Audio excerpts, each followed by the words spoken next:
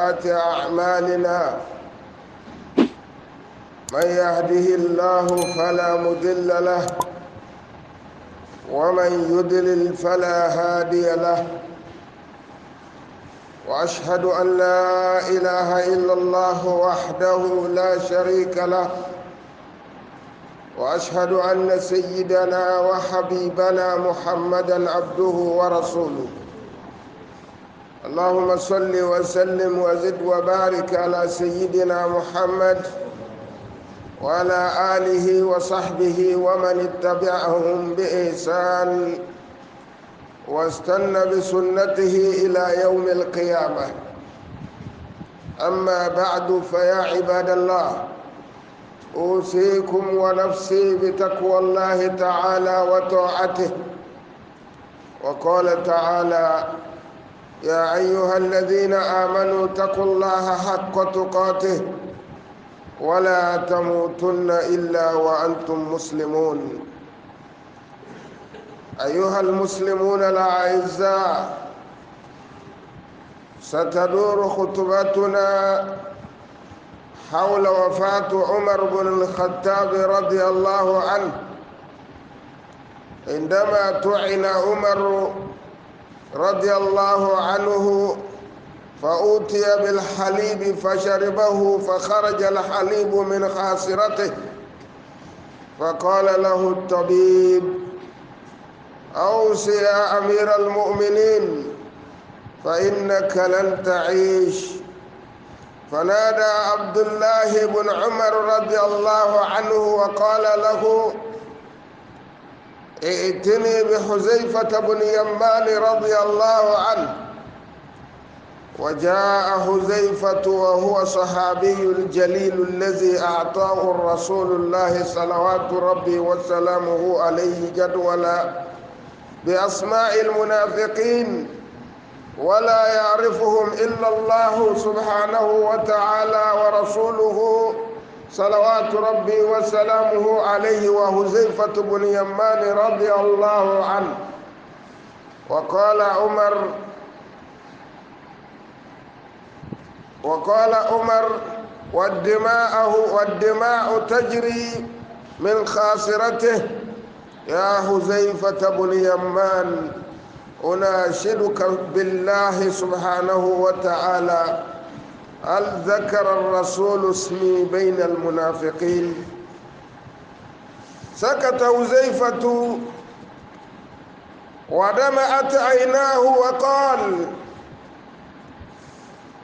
ائتمني على سري لا أستطيع أن أقوله يا عمر. قال: بالله عليك قل لي، هل ذكر رسول الله صلى الله عليه وسلم اسمي بينهم؟ فبكى حذيفة بن يمان رضي الله عنه فقال: أقول لك ولا أقولها لغيرك، والله ما ذكر اسمك عندي. فقال عمر لابنه عبد الله بن عمر رضي الله عنهما: بقي لي من الدنيا أمر واحد. فقال له: ما هو ويا أبتا؟ قال: أن أدفن بجوار رسول الله صلى الله عليه وسلم. يا ابني، اذهب إلى عائشة أم المؤمنين رضي الله عنها.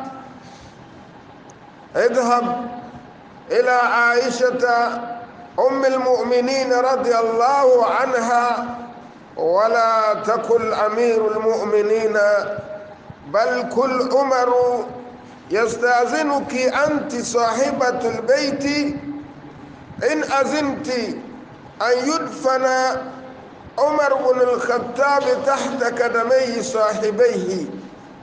فقالت أم المؤمنين رضي الله عنها: نعم، قد كنت أعددت هذا القبر لي، واليوم أتركه لعمر. فعاد عبد الله بن عمر فرحا وقال يا أبتاه قد أذنت.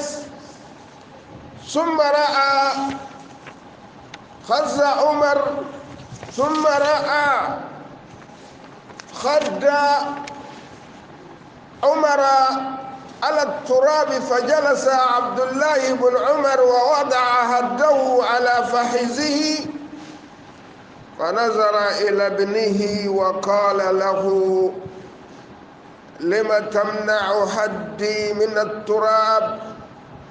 قال يا أبتاه، قال دع حد أبيك على التراب ليمرغ به وجهه، فويل للعمر إن لم يغفر له ربه غدا. ومات عمر بن الخطاب بعد ذلك، وبعد أن أوصى ابنه فقال إن هملتني وصليت علي في مسجد رسول الله صلى الله عليه وسلم فانظر إلى حذيفة بن يمان رضي الله عنه، فقد يكون راعني في القول، فإن صلى علي حذيفة فاحملني باتجاه بيت رسول الله صلوات ربي وسلامه عليه، ثم كف على الباب فقل يا أمّا ولدك عمر، ولا تقل أمير المؤمنين، فقد تكون استحيت مني فعزنت لي، فإن لم تعزن فادفني في مقابر المسلمين. فحمله ونظر في المسجد، فجاء حذيفة بن يمان وصلى عليه، فاستبشر ابن عمر وحمله إلى بيت عائشة، فقال يا أمّا ولدك عمر في الباب، هل تعزنين له؟ فقالت أدخلوه. فدفن سيدنا عمر رضي الله عنه بجانب رسول الله صلى الله عليه وسلم وأبو بكر. رحم الله عمر بن الخطاب، كان ملأ الأرض عدلا وخاف الله خوفا شديدا، مع أن رسول الله صلى الله عليه وسلم بشره بالجنة. ورسول كسرى يقول لشانه رضي الله عنه حكمت فعدلت فأمنت فنمت يا عمر.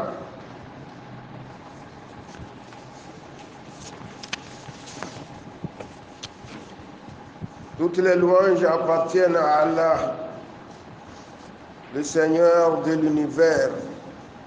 Nous le louons, cherchons son aide et nous demandons sa rémission.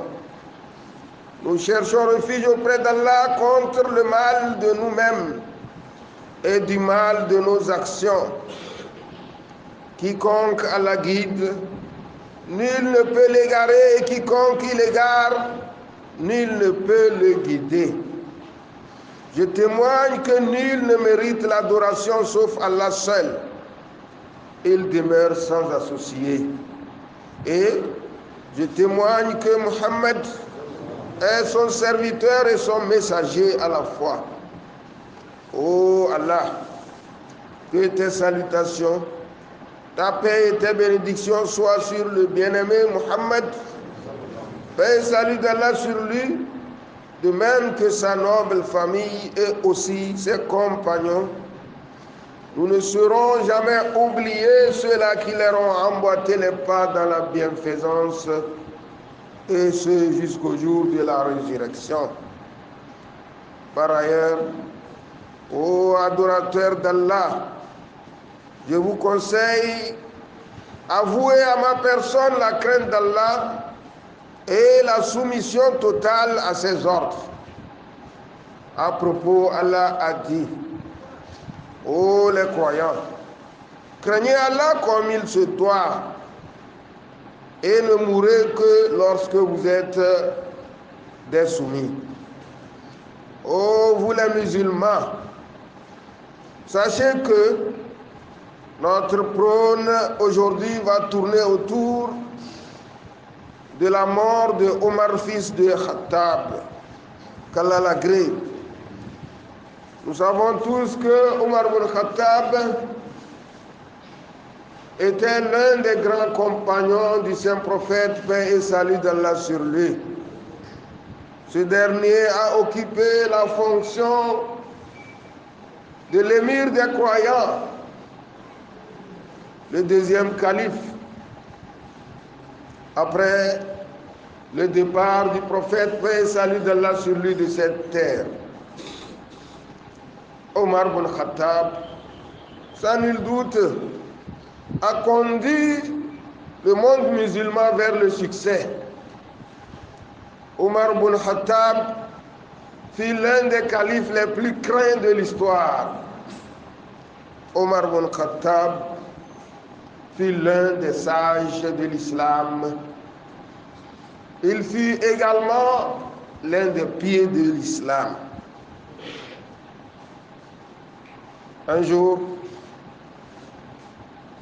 comme il existait un certain Férouz appelé par Abu Loulou, qui n'était autre qu'un esclave que les gens ont conduit à Médine, qui était un artisan. Parce que Omar avait rendu une sentence entre son patron et lui-même, il n'était pas content et ne partageait pas la vie de cette sentence.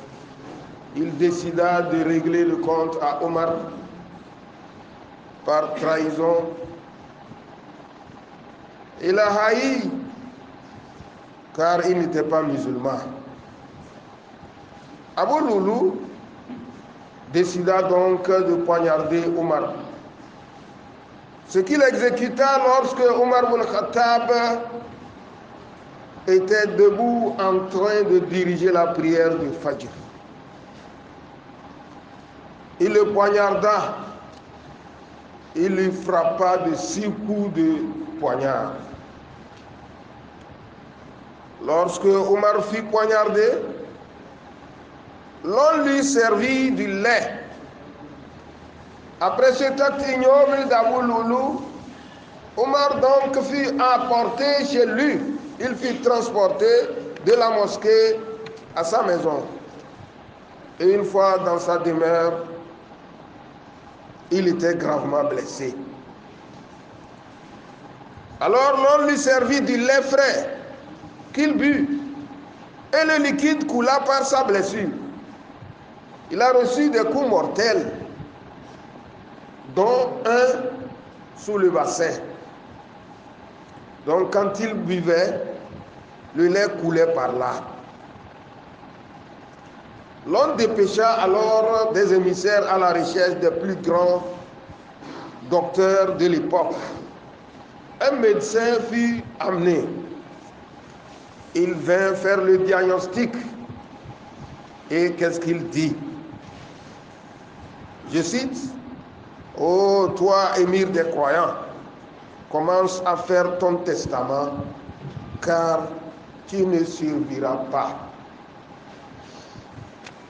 Sur ce, Omar ibn Khattab ordonna qu'on lui fasse venir son fils, Abdullah, qu'Allah l'agrée. Et il lui demanda de l'appeler Huzaifa ibn Yaman. Huzaifa ibn Yaman n'était autre que le secrétaire particulier du messager d'Allah, paix et salut d'Allah sur lui. Ce dernier, le prophète, paix et salut d'Allah sur lui, lui avait donné confiance de manière qu'il lui avait donné il lui avait cité les noms des hypocrites qui étaient déjà compilés et gravés dans le notebook de Huzaifa ibn Yaman. Le secrétaire particulier du messager, paix et salut d'Allah sur lui, à qui donc le messager d'Allah avait fait noter les noms des hypocrites, je disais. Et ces noms d'hypocrites que Huzaifa ibn Yaman connaissait, personne autre qu'Allah, son messager et Huzaifa ne connaissaient. Quand ce dernier arriva, alors que Omar était en train de souffrir de ses blessures et ensanglanté, il lui dit: Huzaifa, je te supplie par Allah, le messager a-t-il mentionné mon nom parmi les hypocrites? Vous voyez à quel niveau s'élevait la crainte de Omar ibn Khattab, malgré qu'il souffrait des coups, des blessures qu'il a reçues. Il ne demandait que, il ne cherchait seulement que de savoir si son nom était mentionné parmi les hypocrites. Huzaifa ibn Yaman, les larmes aux yeux, garda un moment le silence et répondit: aidez-moi à garder le secret du messager, ô émir des croyants. Je ne peux pas le divulguer. Par Allah, dis-moi si le messager a-t-il mentionné mon nom parmi eux ou pas. Huzaifa pleura et dit: je vais te le dire, et je ne le dirai à personne après toi. Par Allah, il ne l'a jamais fait. C'est ainsi que Omar ibn Khattab s'adressa à son fils de nouveau, c'est-à-dire Abdallah ibn Abbas, à qui il dit: il ne me reste plus qu'une seule chose importante dans ce bas monde, qui n'est autre que je sois enterré après ma mort, auprès du messager, paix et salut d'Allah sur lui. Mon fils, va chez Aïcha, qu'Allah l'agrée, la mère des croyants, et une fois arrivé là-bas, si tu veux parler de moi, ne lui dis jamais l'émir des croyants, mais prononce mon vrai nom. Ne m'y vante pas, car c'est ma maman. C'est la maman des croyants. Une fois arrivé auprès de Aïcha, dis-lui que Omar m'envoie de venir vous demander l'autorisation d'être enterré auprès de ses deux compagnons. En l'occurrence, le messager, paix et salut d'Allah sur lui, et Abu Bakr Siddiq. La demande qu'Aïcha accepta, et elle dit: j'avais réservé cette place pour moi-même, mais à présent, je la cède à Omar. Abdallah arriva en joie auprès de son père moribond. À son arrivée, il trouva son père la joue par terre. Il a déposé sa joue par terre. Il souffrait énormément. Il le souleva et le posa sur sa cuisse. Alors Omar lui dit: pourquoi empêches-tu ma joue de toucher la terre? Demanda Omar à son fils. Alors il continue et déclara: dépose la joue de ton père par terre pour qu'il puisse y frotter sa face. Oh Omar, c'est Omar qui dit, hein? Il dit: oh Omar, malheur à toi si demain ton Seigneur ne te pardonne pas. Ajoute-t-il. Omar rendit l'âme 3 jours après, selon les autres, les uns et les autres, après avoir conseillé ceci à son fils.